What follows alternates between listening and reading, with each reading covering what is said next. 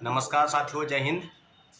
आपको हम बताते चले कि बीपीएससी 70वीं सिविल सेवा जो परीक्षा थी, जो पीटी परीक्षा, और जिसको लेकर पीटी परीक्षा को रद्द करने को लेकर जो कोर्ट में सुनवाई थी, तो पूरी तरीके से आपको बता दें कि एक मायूसी हाथ लगी है हम लोग ने जो सोचा था कि आज बहस होगी, आज लगातार जो सुनवाई टल रही थी, लगातार 5 बार सुनवाई टली। आपने देखा होगा कि जब Pappu Kumar versus government of Bihar और 2-3 और मामले इसी को लेकर, अलग अलग तरीके के मामले नहीं, सेम मामले थे।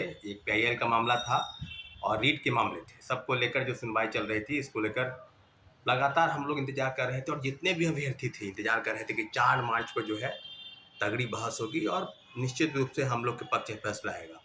और हम लोग इंतजार भी कर रहे थे, लेकिन आज पुनः आज वही हुआ। कोर्ट रूम में जो चीज़ हुई, बिल्कुल आपको बताते चले कि जो पीआईएल का मामला था, जो जिस जस्टिस चंदेल साहब की बेंच में सुनवाई होनी थी, तो पीआईएल के मामले को देखते हुए एक और ये रीट के मामले को देखते हुए दोनों मामले को क्लब करने की बात की गई है। और जिस प्रकार से बातें चल रही है, जिस प्रकार से हो रहा है कि आयोग और सरकार ने ये ठान लिया है कि हम जो है, पहले तो छात्रों अभ्यर्थियों की बात को नहीं हम लोग ने सुना।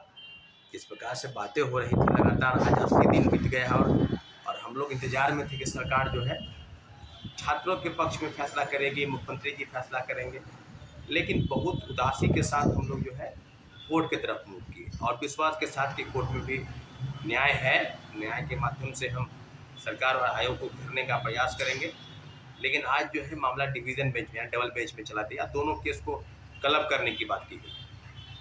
तो अब जिस प्रकार से लगातार आपने देखा होगा कि पहले हो रहा था कि जज साहब छुट्टी पर चले गए हैं, कभी होता था कि लॉयर साहब किसी कारणवश प्रेजेंट नहीं हुए, कभी होता था कि आयोग की तरफ से जो है तैयारी नहीं है, कभी सरकार की तरफ से इस तरह की दलील आती थी कि पूरी तरीके से हमारा जो मामला चल रहा है उसमें तैयारी के संदर्भ में हम तैयारी करके नहीं आए हैं, तो जवाब क्या देंगे, हमको एक अगली डेट मिली।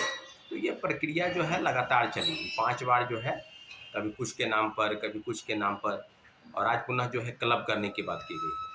तो पीआईएल और रीट के मामले, सब मामलों को कि एक अभिजीत आनंद जो है सुप्रीम कोर्ट के लॉयर हैं, उनकी तरफ से कि याचिका एक पीआईएल दायर की गई थी, और छात्रों अभ्यर्थियों की तरफ से जो पप्पू कुमार वर्सेस जो राम कश्यप हैं हमारे साथी, उनके तरफ से जिस प्रकार से की गई थी हम लोग की तरफ से, तो सब चीज़ों पर हम लोग के लॉयर वाई वी गिरी साहब ने कहा कि भाई इतने दिन हो गए और बहुत ही महत्वपूर्ण विषय है, बहुत महत्वपूर्ण मामला है, लेकिन इस मामले को आगे की तरफ 7 तारीख को यानी 7 मार्च को क्लब करके सुनवाई करने की बात जो है वो कही गई है और मामला जो है डबल बेंच में चला गया है साथियों। तो अब बात हो रही है कि किस प्रकार से होगी। अब क्या सरकार और आयोग को इस भूमिका पर कि कोर्ट केस के सुनवाई के संदर्भ में किस किन चीज़ों पर ध्यान रखा जाएगा, तो बहुत सारी चीज़ें अभी तो प्रक्रिया के अंदर है। कोर्ट के सुनवाई के बाद फैसला किसके पक्ष में आएगा ये देखने वाली बात है, लेकिन कम से कम बहस तो होनी चाहिए, कम से कम एक बार बातचीत तो हो, दोनों पक्ष से रखा जाए मामला। अभी मामला जो है आयोग और सरकार की तरफ से सिर्फ स्पष्टीकरण नहीं दिया गया है, कुछ भी इस पर बहस नहीं हुई है। जो तरीके से जो भी पीडीएफ, जो भी रीट की तरफ एविडेंस हम लोग की तरफ से, फिर सरकार की तरफ से दलील के रूप में जो भी फाइल की गई है, उस पर कोई बहस अभी तक नहीं हुआ है। तो अब पूरी तरीके से 7 तारीख को देखना है कि आगे क्या होगा। लेकिन जो हम लोग के मन में जो सवाल है कि कोर्ट के आदेश के आलोक में इंतज़ार कितना होगा, इंतज़ार करते करते तो महीना, दिन महीना बीत गया और अभी भी इसी तरीके की चीज़ें हो रही है कि आयोग और सरकार किस प्रकार से काम कर रही है, कोर्ट के अंदर भी आपने देखा होगा।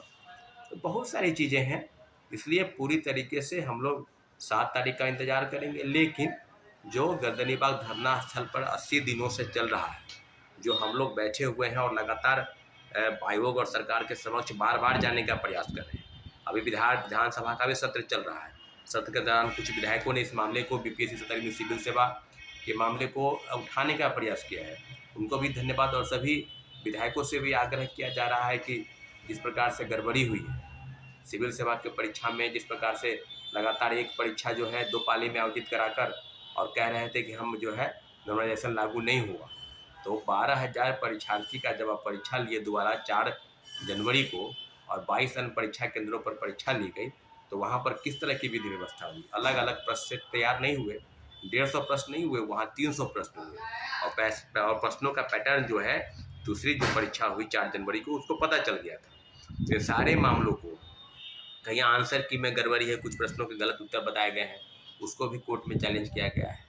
कहीं बताया गया है कि अलग अलग तरीके से चीज़ें बताई गई है, गड़बड़ी की शिकायत की गई है। इन सब मामलों को तीन चार मामले अलग अलग हैं, और सारे मामले अलग अलग होते हुए एक क्लब करने की बात की गई है, और मामला डबल बेंच में चला गया। अगर इसी तरह का मामला अगर पहले रहता है कि भाई कई अलग अलग केस है, सबको एक साथ क्लब करके डबल बेंच में चला जाए, तो बहुत सारी संभावनाएं हैं, इंतज़ार करना है। लेकिन फिर भी हम यही कहेंगे कि इंतज़ार करना होगा। लेकिन बहुत बड़ी मायूसी जो है छात्रों अभ्यर्थियों के हाथ लगी है।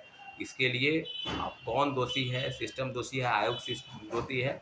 लेकिन जिस प्रकार से हो रही है, कहीं से भी छात्रों अभ्यर्थियों की न्याय की उम्मीद नहीं दिख रही है। फिर भी हम लोग इंतज़ार कर रहे हैं कोर्ट के फैसले का। कोर्ट में जब बहस होगी, तो एक तरह का जब बात बहस होगी, तभी तो एक न्याय की तरफ हम लोग बढ़ेंगे। और सारी एविडेंस हम लोग के पक्ष में है, छात्रों के पक्ष में है। तो जो भी डिविजनल बेंच, डबल बेंच में मामला गया है, उस मामले का इंतजार 7 मार्च को रहेगा। सारे अभ्यर्थी इंतजार करेंगे। 3,80,000 की बात हो रही थी, पहले 3,25,000, फिर कुछ बात हो रहा। तो लगातार जितने भी परीक्षार्थी हैं, चाहे वो पीटी परीक्षा पास नहीं किए हो या पीटी परीक्षा पास कर गए हो, मेंस की तैयारी में लगे हो, सभी लोगों का एक मानना है कि 17वीं सिविल सेवा में भयंकर जो गड़बड़ी हुई है, उसमें परीक्षा रद्द करने के बाद सभी लोग चाहते हैं कि परीक्षा रद्द हो। धन्यवाद। जय हिंद।